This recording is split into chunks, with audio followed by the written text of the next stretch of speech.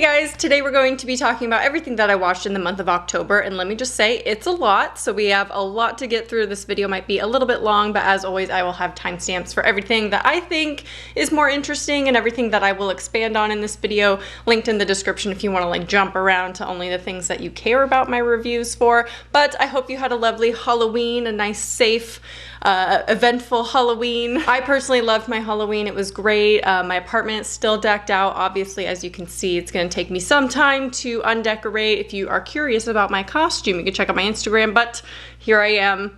Can you guess who I am? Hint, it's not Danny. Anyway, I ended up watching 22 movies in the month of October. I think it was 22. With the pressure of spooky season and Halloween, I am never more in the mood to watch scary movies than in the month of October. I just feel like everyone's talking about them and you find new ones to watch, and there's actually been a lot of new releases in the genre of horror lately, so I have a bunch of new movies that recently came out to talk about in today's video, and I'm really excited to talk about some of the things in this video, like Squid Game, VHS 94, Paranormal Activity 7 / Next of Kin. So first up, the first thing that I watched in the month of October was a movie called The Guilty, which it's a brand new release on Netflix, and I did not see anyone talk about this. I did not see a single tweet or post on Instagram, nothing. No one was talking about this, and I'm not sure why, because it has such a star-studded cast. It has Jake Gyllenhaal as the lead. No one's talking about this, and it's not necessarily horror. I'm not saying, you know, people in the horror community aren't talking about it, because it's not a horror, it's a thriller. But this follows a police detective who was demoted to a 911 operator who struggles to save a distressed caller. Now, the overall concept of this movie isn't super original. I'm pretty sure the Halle Berry movie called The Call is really similar in plot to this one. I haven't seen that one, so I can't really compare. But from what I can tell, on trailers and things like that, I think the Halle Berry one is just like this one. So it's like a 911 operator gets a distressing call and they like drop everything and try to save them. But this story has a lot of layers, and Jake Gyllenhaal's performance completely made this movie for me. I mean, he's one of my favorite actors. I just think he's so fantastic, and he carried this movie on his back. I thought this movie would be predictable. I thought I knew where it was going most of the time, and it completely surprised me. So it's not predictable at all. I think the end will surprise you as well. I mean, there's some hints throughout, so maybe it's, you know, some of you will predict it. I'm not saying it's not predictable for everyone, but I gave it a 4 out of 5 on Letterboxd. I think it's an amazing movie, and I'm really surprised no one else is talking about it. It is your standard thriller type movie, so don't expect a lot of horror from it, but I highly, highly recommend it. It's on Netflix right now. Go watch it. Next up, I watched The Haunting, the 1999 version, and then I watched Prisoner of Azkaban, and then I watched The Haunting in the 1963 version because I did a whole video comparing the book The Haunting of Hill House by Shirley Jackson to the movie adaptation, so if you want to see more in depth on that, I will link that video up here. And then I watched The Craft. I think The Craft is such a good like October movie to watch. And then I watched another new one that again is streaming on Netflix right now. It is called Till Death. This stars Megan Fox and follows a woman who is chained to her husband's dead body and has to fight to survive her husband's twisted plan. Now that plot might sound familiar to you if you're a fan of Mike Flanagan or Stephen King, because this movie is basically if Gerald's Game were an action movie. That's what Till Death would be, but like worse.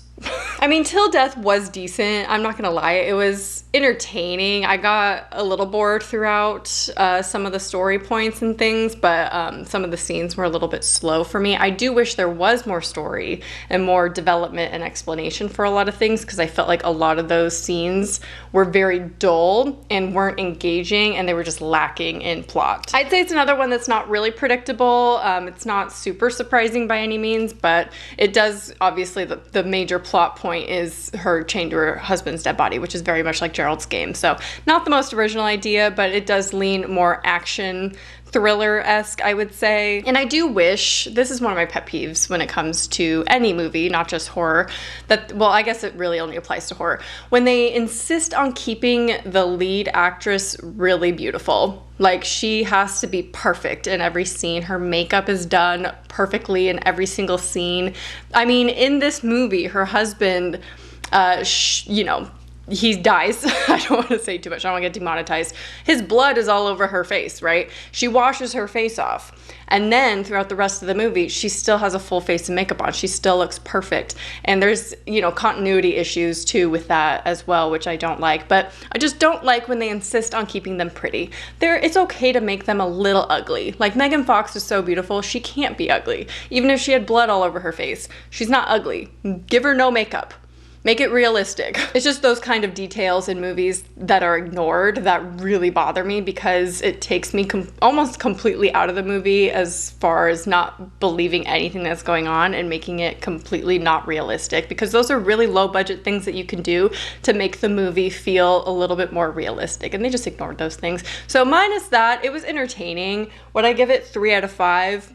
Maybe 2.5 out of 5 is a little bit more fair. I do recommend it. It is an entertaining movie if you like Megan Fox, but it was just okay. And then I watched Halloween Kills. You can watch my review up here. Then I watched The Mist because I did another book to movie comparison on The Mist, which I will link that video up here as well. I have so many cards for you to click on up here. Okay, then I watched the original I Know What You Did Last Summer, and I was debating watching the new Amazon Prime series because I think some of you wanted to hear my thoughts on it, but those comments have kind of died down, so I'm not sure if you guys still care about that. And I just don't think it's my kind of show. These aren't my favorite movies by any means. Like, I'm not a huge fan of the I Know What You Did Last Summer movies, but I own the first one, so I decided to watch it. I don't know, it just sounded good at the time, and I was, you know, gonna watch the 2 movies and then possibly watch the show, so I just wanted that to rewatch them in order to watch the show. I'm still not sure. I don't know. If you've seen it, let me know if you like it. It just doesn't look that great to me, so I'm not really interested. But let me know also if you're like dying for my opinion on it, because if you really love it or you really hate it or you feel really passionate and you want to hear my thoughts on it, maybe I'll watch it when I have time, but it's gonna be a long ways away. I am really behind on my reviews, by the way. I know I need to do a video on American Horror Story double feature still. I just finished it actually because the second half was really hard to get through, but so I did finish that video is coming in November, and also my Antlers review. I want to talk about Last Night in Soho. I'm just so behind in my videos right now. I'm so sorry. So the next movie that I watched in October was VHS 94, again a new release for 2021. This was released to Shudder, so it's streaming on Shudder right now, and I think it was actually said that this was Shudder's most successful release ever. Like, it had the most streams of all time on Shudder, so that's pretty cool. So if you're unfamiliar with the VHS franchise, they are anthology found footage movies that have short horror stories in them that are usually directed by different directors. And then there's usually one overarching story that we kind of follow as far as how they find the VHS tapes that we then watch and make up the main component of the movie. I'm gonna go out on a limb and say VHS 94 is one of my favorites now in the franchise. I know. I liked it a lot. It does have one of the weaker overarching plots, I would say. It's not my favorite. I generally don't like those anyway. They're not like a major part of the movie, so it really doesn't matter too much if they're bad. This one was pretty bad. I didn't like it. But the individual shorts within this, I liked every single one of them almost equally. Like, they were all so good. I think my favorite would be Storm Drain, which is the first short in this movie. That one was just disturbing with the visuals, and it was filmed practically, and if you've seen the behind the scenes photos, oh my gosh, like, it's so cool. I was actually really surprised with how dark and disturbing VHS 94 got, and it almost crossed my line. Like, I have a pretty, I don't want to say thin line for disturbing stuff. Like, I'm not really into that usually, so take that with a grain of salt. A lot of people can handle more stuff than I can, especially as I get older. I find that I can handle less and less, which I think is fine. It's a normal progression of life, you know? Anyway, it was kind of on that threshold for me for almost being too much. Like, it almost pushed it, but it didn't. So it was the perfect amount, I think, to put me in that uncomfortable place where I was really like disturbed by a lot of things happening, but it didn't like cross that line, so I think it was perfect in that. And overall, overall, I think this is one of the most entertaining and one of my favorite movies that I watched in the month of October. I gave it a 3.5 out of 5. Maybe a 4 out of 5 would be deserved as well, but I'm gonna keep it at 3.5. Highly, highly recommend it if you have Shudder. And then I rewatched Greenland. It's one of my favorite post-apocalyptic movies now. I absolutely love this movie. Another new movie that I watched in the month of October that came out this year is There's Someone Inside Your House. This was released to Netflix, and again, heard no one talking about it. I actually saw more people talking about this one though than The Guilty, which I was surprised because this one's a little bit lower budget and more of an unrecognizable cast. I mean, compared to Jake Gyllenhaal, of course. And this ended up being the biggest surprise of October, and I'll tell you why. So this slasher movie follows a group of teens who are being targeted by a masked killer intent on exposing their darkest secrets. I did not think I'd like this. I put it on a whim, like in the afternoon. I was like, sure, I'll put this on. It's something new to watch, something new I can talk about on my channel. I'll check it out. I didn't really see anyone requesting it, but you know, it's a new horror. I wanted to see it. I was expecting like a really cheesy, low budget slasher movie. And I mean, it was kind of that, but it wasn't really cheesy. It wasn't too like goofy or anything like that. It was a lot more serious in tone than I imagined, and I was shocked by how much I liked this. This has some artistic choices that I think are so... Sorry about that. I have to keep my phone near me and all loud because my nephew was born last night and I am waiting to hear updates. So anyway, oh my god. Anyway, the artistic choices in There's Someone Inside Your House. The score is so beautiful. Like, I was so surprised by the cinematography, and some of the scenes are actually really beautiful. And I was just surprised. That's not what I was expecting at all, and I ended up really liking it. I got into it. It was a little bit predictable. Like, the story isn't super original, but it did kind of feel like the plot was an old 90s, like, teen slasher movie in a way. Like, I don't think it was intending to be an ode to 90s teen slashers, but it felt like that. It kind of felt like Cry Wolf kind of situation. But the predictability of it didn't really take away from the enjoyment of this movie because I had a fun time watching it. I kind of figured out who the killer was along the way, so it wasn't too surprising when it did the, you know, reveal. But I highly, highly recommend it. It is still streaming on Netflix right now, and I gave it a 3.5 out of 5. Definitely one of my favorites of October, which is not what I was expecting to say in this video at all. Next, we watched An American Werewolf in London during a movie night with friends. This was Ryan's pick. We love this movie. It's a very sentimental movie for Ryan and I, and yeah, it was amazing. I love American Werewolf in London. One of the best, obviously, werewolf transformation scenes, so obviously recommend. Okay, now we're gonna take a break from talking about the movies that I watched this month before we get into Paranormal Activity, the new one. Let's talk about some shows. I never talk about shows. Let's talk about 3 shows that I watched in the month of October. First up, obviously, I watched Squid Game, which everyone seems to be talking about. I think everyone and their mother went as Squid Game for Halloween, like, for a good reason. So this Korean Netflix show follows hundreds of contestants desperate for money, all competing in children's games that turn out to be deadly. That's a really awful description for what the show is really about, and just take that with a grain of salt. Like, you kind of already know what it's about. You've probably seen a lot of stuff about Squid Game by now, so you don't need to go off of that description. Now, the first thing I want to say, if you haven't seen it yet, you have to watch it subbed, not dubbed. I think it automatically plays dubbed for some people, and that is just not the way to go. Dubbed things are one of my pet peeves of all time. Like, I cannot do it because the actors and the voice actors just don't get it.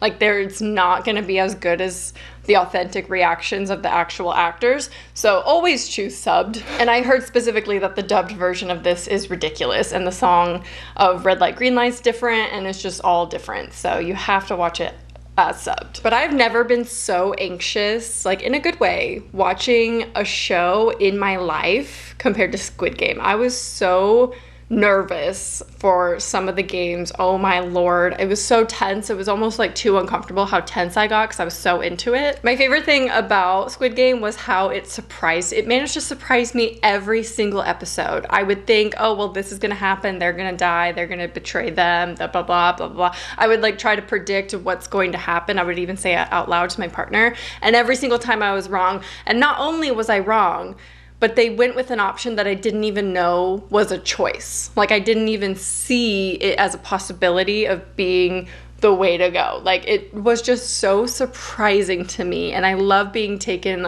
you know, aback and like off guard with a decision in a show like this, and just like surprise me, because you think it's predictable. You really do. They're like halfway through a scene already and it's leading up to something, and it's not what you think at all. I think some people can't really get into this show because there are some slower moments. I think episode 2 is the slowest episode, so once you get past that, it really does pick up. And be prepared to experience your whole range of emotions watching this show. It is so emotionally intense, at least for me. I cried. Obviously, I was anxious most of the time. It's just a beautiful show, and one of my favorite shows that I've seen. I mean, I don't watch a lot of shows, to be honest, besides reality TV.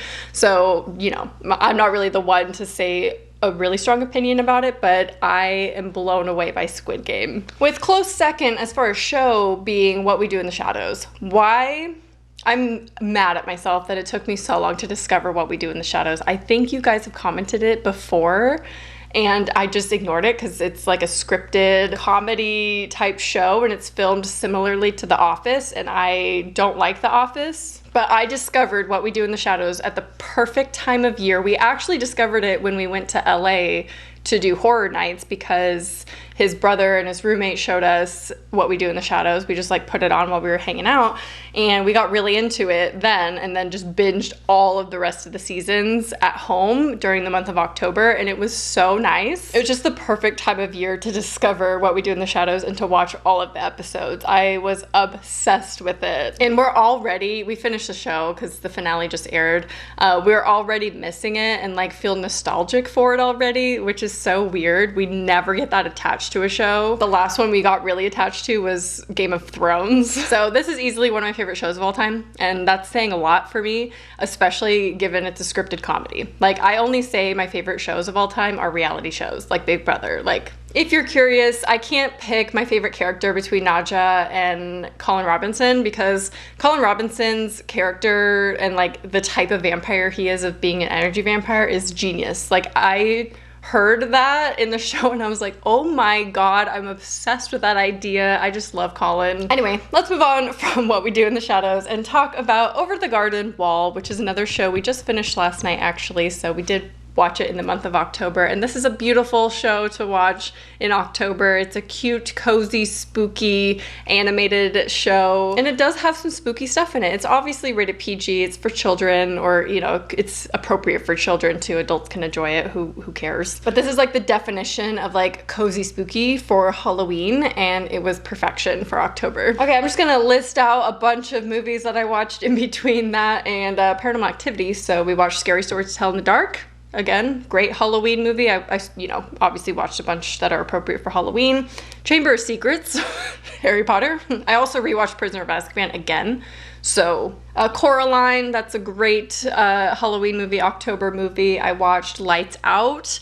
I actually watched Monster House for the first time. Had never seen it, loved it. I rewatched Halloween, Rob Zombie's Halloween 2007 on Halloween Day. Oh no, it was the day before Halloween. I watched Rob Zombie's Halloween. I love that movie. I did try to watch the sequel on Halloween though, and I will say it's garbage. Like, I could not finish it.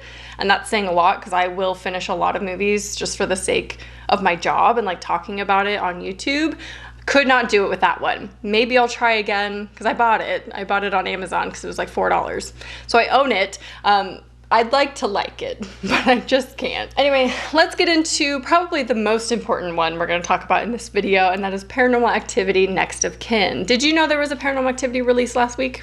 Not a lot of people knew, because the advertising, there was none. I saw advertising for it after I watched it. What is that? It was released at Paramount Plus, which is, as you know, I've talked about it before, one of my least favorite streaming services of all time. Not sure why Paranormal Activity was released there. Maybe they got a better deal. I don't know, but that's kind of a tragedy for me, that we've gone from like the Paranormal Activity franchise being one of the most popular of all time to the 7th one going under the radar and being put on a streaming service, that kind of sucks. Like, it's just sad. Anyway, I heard about Paranormal Activity 7 being a documentary, and I was kind of interested in that because I thought it would be a documentary about the making of the series and the franchise, because like that would be a cool way to come back into the franchise. And then I saw the marketing for it and realized it was a mockumentary. And I did actually get excited. I was still excited. I wasn't disappointed that it wasn't like a real documentary.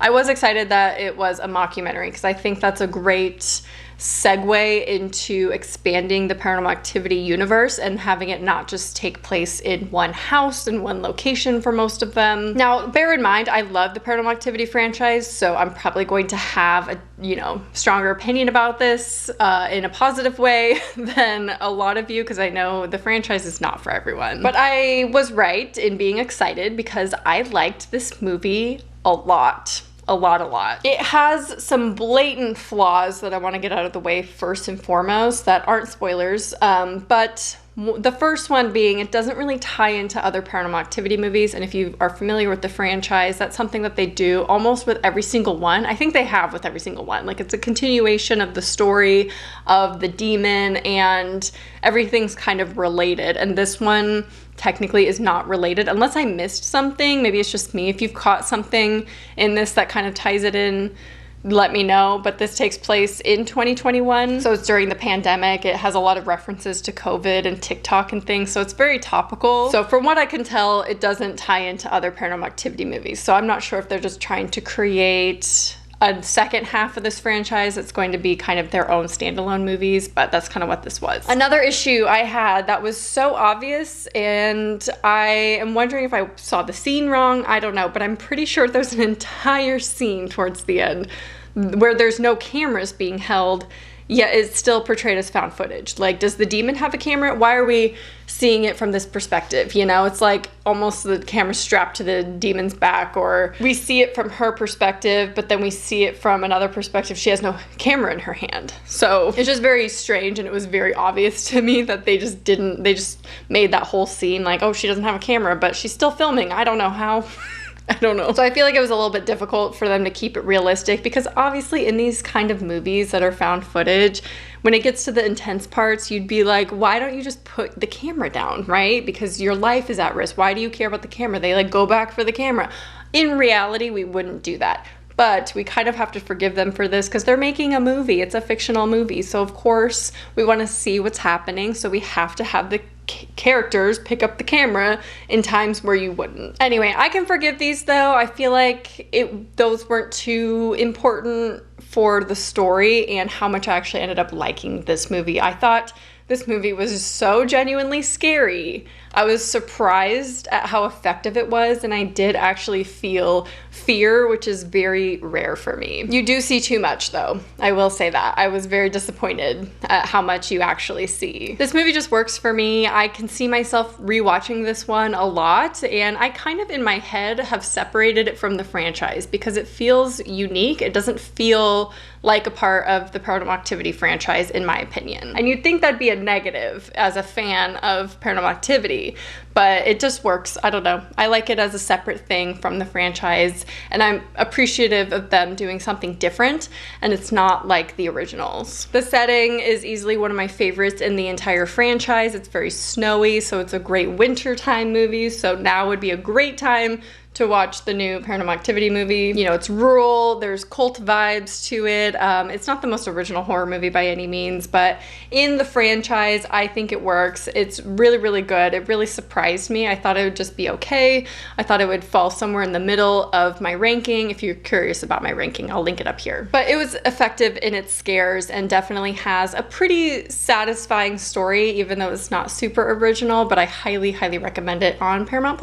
And then lastly, on Halloween, I watched The Blair Witch Project and half of Rob Zombie's Halloween 2. That's what I watched on Halloween day. Anyway, there you have my extremely long video of everything that I watched in the month of October. It's obviously a very busy month for me. Not only am I trying to watch all the new releases, I'm trying to watch the ones that I want to rewatch for Halloween time. So I think I had a great balance of everything going on in the month of October, and I I'm very happy with everything that I ended up watching this month. Let me know your favorite thing that you watched in the month of October and for Halloween, or what did you watch on Halloween? Did you watch a horror movie? Leave it in the comments. I hope you enjoyed, and I'll talk to you soon. Bye.